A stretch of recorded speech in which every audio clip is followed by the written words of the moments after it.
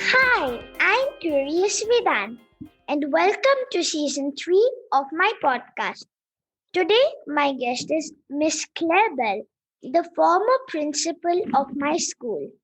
She has worked as a teacher in Malaysia, Thailand, Singapore, Cambodia, and the Middle East. She also taught in Iraq during the Islamic State Invasion and has worked with the northern Iraqi government to ensure that all children have access to education. Hi, Mrs. Bell. Welcome to my show. Hello, Vedanth. Thank you so much for inviting me onto your show. I'm so excited to be part of it. Me too. I'm also very excited, and everyone at my school really misses you. Oh, and I miss them very much too. But luckily, I stay in touch with all of your teachers. So I get to know how you're all working and to find out if you're all behaving as well. So, Miss Bell, I'm curious to know, how did you start teaching? Oh, goodness me. Now I feel very old going back that many years. But I didn't actually want to be a teacher because my mum was a teacher as well. And I saw how hard she worked and how often she had very late nights after parents' evenings. And I thought that doesn't look any fun. But then I realized when I started working with children that I actually loved seeing children get better at things and seeing children learn. So I decided that obviously it was in my genes and it was hereditary for me to like teaching. So I decided to train to become a teacher. And I have absolutely loved it. I started, first of all, as a normal class teacher in England many, many years ago. And then I decided to specialise and I went into special educational needs, which is everything from the child who is struggling at school with their learning or with some additional need, right up to the child like yourself, Vedanth, who is very, very clever. And we need to make sure that we extend them with their learning as much as possible.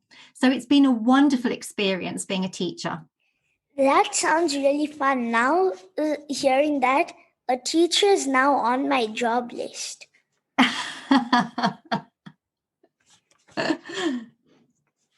How different or similar is it teaching students across so many countries?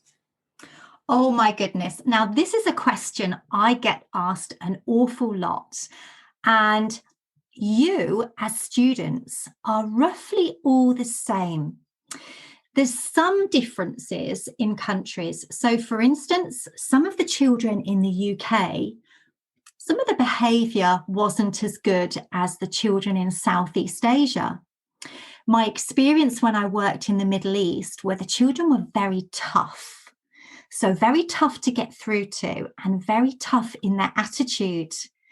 Malaysia, for instance, was one of the easiest countries to teach children because the children really knew that their parents were working very hard for them to be able to go to school.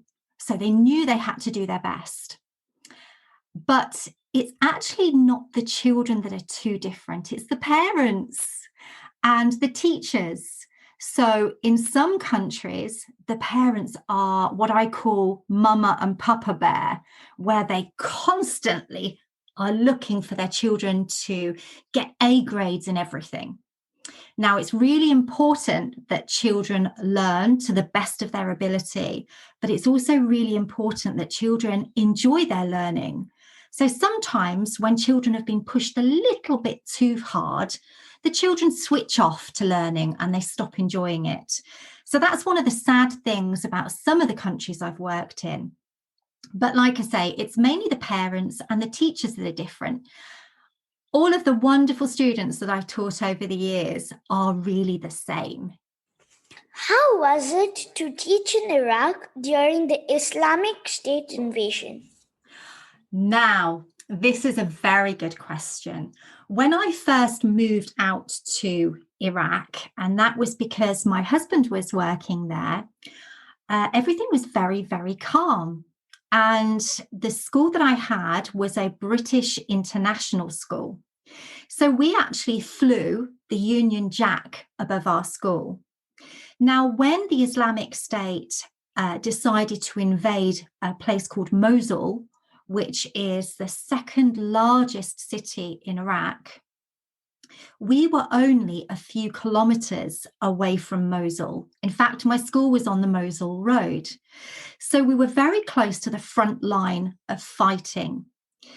Now, during the invasion, it meant that I lost an awful lot of my international students, so students that came from other countries. And I was mainly left with children who had been born and raised in Iraq. A lot of the parents decided it wasn't safe to stay in Iraq. They mainly worked in oil and gas and put their children in my school. There were many times that I had to actually evacuate my school, and I had 1,000 children from the age of 2 up to the age of 21. And I would have to get them on buses because I would be told about car bombs that were on their way to the school. So I'd have to get them on buses and I'd have to get them to really, really safe places. Now, when I first started as the principal of an international school in Iraq, we were quite free and easy in terms of people moving around the school. But due to the Islamic State, I had to have a bodyguard that used to go into every classroom before me to make sure it was safe. We had to have lots and lots of armed guards with their AK-47s outside the school.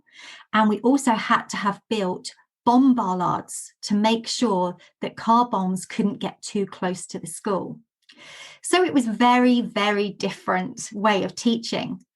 On top of that, I was at the time trying to get Cambridge accreditation for the school, and we were the only school in Iraq to have that. But Cambridge, the people that actually accredit, wouldn't come into the country because they were too scared because of the problems. So I had to do everything on video call, which was really, really different as well. I think we were the first school ever to gain accreditation by doing it through video call. But living in Iraq and working with the staff and the children and the parents in Iraq was one of the best experiences of my life. But at times, it was scary. Were the children very scared? Like, example, when they heard of, so you're teaching a subject and suddenly the children and you hear a bomb drop outside, like somewhere like far away. Would they be very scared? The older children were. The younger children didn't really understand, and we made sure that we kept them as safe as possible. Some of my older children, their parents were actually fighting on the front line. And my oldest children, who were actually all the children of the leaders of that part of Iraq, the northern part of Iraq, actually fought on the front line themselves. And I had one boy who a bullet actually hit his ear and he lost part of his ear. And sadly, I had other children whose parents had been killed by the Islamic State. So there was fear. There was fear if we ever heard rumbles of the big aircraft carriers going over the school or the bombers going over the school. And there was also fear as the Islamic State moved closer towards the school. But all of the teachers were so professional and so much fun with the children that we kept the children's spirits up at all times. I would definitely say it was scary, but a lot of the children are still in that school, which is really, really good to hear, especially the little ones. I mean, when you said some of the children's parents died, that sounds really sad. I mean, I hope they're now having fun. They are. I have one story. I had a little boy who was 2 years younger than you, Vedanth. He was 6. And sadly, his mummy was killed. And every day he would come to school as a very sad little boy. And I used to sit him in the chair next to my desk in my office. And I used to cover him with my jacket, and he would fall asleep next to me, usually holding my hand, while the other hand I was using on my laptop.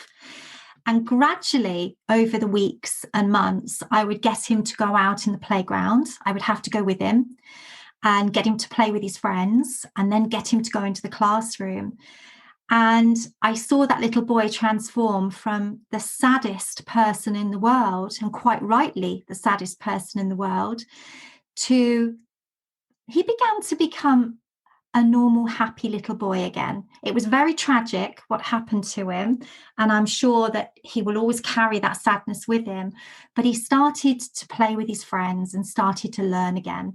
And his daddy was very grateful for that. Yeah, I'm sure. Can you tell me more about the issues in Iraq and the conditions there at that time? I certainly can. Well, as I mentioned, when I first went out there, everything was absolutely fine and people could travel safely through the whole of Iraq. And I met some really interesting people while I was there, and I went to some really interesting places. But as the invasion happened with the Islamic State, an awful lot of people had to flee to safety. So the area that I was in suddenly became full of refugees, and there was refugee camps all over the place. And sadly, people were having to sleep on the streets with very young children. Usually you would find it was grandparents and their very young grandchildren. And they had nothing. They didn't have anything to even eat. So my husband and I, one of the things that we used to do was every time we picked up food, we used to make sure we picked up food for a family, and we'd give to a different family every time.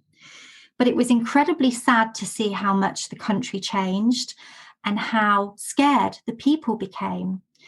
And running a school during that time was probably one of the most difficult things I've ever done, because I didn't want to lose my teachers. I didn't want to lose any of my students or my parents. And trying to keep everybody safe, I suppose I became like a bit of a mum, and worried about everybody and checked on everybody every day. Because of the invasion, it meant that we didn't have the freedom to move around anymore. And as I mentioned before, a lot of people who were working there fled. They went back to their own countries. And it just made for a very different feel in the place. Thankfully, things have really improved there now. And it's so good to see that the country is beginning to return to a form of steadiness again. What's the Islamic State that decided to invade? Well, the Islamic State rose out of many, many years ago. They used to have somebody that led the country, and he was very strict. So it's like having a really, really strict head teacher who made sure that everybody did what they should do. And then that strict head teacher or that strict leader was removed. And unfortunately, it caused a lot of problems. Really, it caused a void in the country, which allowed different groups to form and try and take control. And the Islamic State was one of those groups, and they caused an awful lot of problems for the people of the country and for the people that were trying to make sure that the country stayed safe. They wanted it to return really to olden day times where women weren't allowed to work or weren't allowed to go out of the house without being completely covered, even their hands. They didn't want girls to go to school, and they wanted everybody to obey a law that they followed. Now, that's not what everybody in that country wanted. They liked to have their freedom. They liked to study. They liked to work. So the rest of the world really got quite involved in this and tried to protect the Iraqis as much as possible. So they didn't just invade Iraq, they invaded Syria as well, and many other countries. Syria borders Iraq. So they've caused quite a lot of problems around the world, but the world has stood up and said, no, we're not going to take this. You're not going to intimidate us, and have fought them quite a lot in terms of making sure that people get their freedom again. But it is something that's still ongoing, and some countries are still seriously affected by it, which is very, very sad in this day and age that we have that. It is very, very sad. And I'm guessing because when you said that lots of countries stood up and fought them, I'm sure now there are very little people in the Islamic State. That's right. And I do think that although everyone has the right to stand up for what they believe in, nobody has the right to hurt other people because of their beliefs. And everybody should have the right to live how they want to live, as long as it doesn't hurt or affect anybody else. Yes, that's very true. You have spoken at the Iraqi parliament. What did you speak about, and how was your experience? Wow. Now, Vedanth, that was something very, very different and a first in my life. A bit like this podcast is also a first in my life. Now, I was asked to speak in the parliament because, as I've already mentioned at the beginning of your podcast, I am truly passionate about helping all children, especially children with additional needs. So that's, again, children that need a bit of help and children that need a bit of extension. And at the time, my school was the only school in Iraq that did that. And people would move to northern Iraq from places like Baghdad to get their children into my school to make sure that they had all of their children's needs catered for. So I was invited to speak in Parliament about inclusion. So in other words, making sure that everybody is included and everybody is able to access education. And I spoke in front of a room full of big Iraqi men and just one woman. And I had to have an interpreter, and it was on television as well. And I was so nervous. I was actually shaking as I spoke. And when people asked me questions, I shook even more. But I was determined to make sure that people understood how important it was to include all children in education and to make sure that education was easily accessible to all families and all children. The wonderful thing that happened after me speaking in Parliament was that I started to help other schools by helping the ministry, and it altered how these schools looked at children and looked at inclusion. And I'm very, very proud to say that what I started is still continuing, and that children now are being catered for in all of the ways that they need to be. It's very nice that you care for other children and make sure they get education. I mean, that's very nice. Thank you, Vedanth. You have lived in so many countries. How does it feel moving from one country to another? Well, I could say tiring, because it is tiring packing your things up and moving your life in a suitcase. But I love it, Vedanth. I really do, because I love to meet people from different cultures and different backgrounds, different religions. And I love to see how people live in their own home country. So you're right, I have lived in many, many countries across the world. I certainly don't have a favorite, because every single country has their positives and their negatives. But truly, it's been exciting. It's been rewarding. I have met some of the most amazing children as well, and I've seen them grow up and develop into wonderful young people. For me, the most important thing is making sure that when I move into a country and I start working in a school, or I start training teachers in different countries, it's to make sure that children are getting the best out of education at all times, and that we cater for every single child's needs. So when I go into a school and maybe they haven't quite done that right, and I can see the changes and that they start to work with the children more and more and more, it excites me. So I like to take that knowledge around the world. So I'm a very lucky person.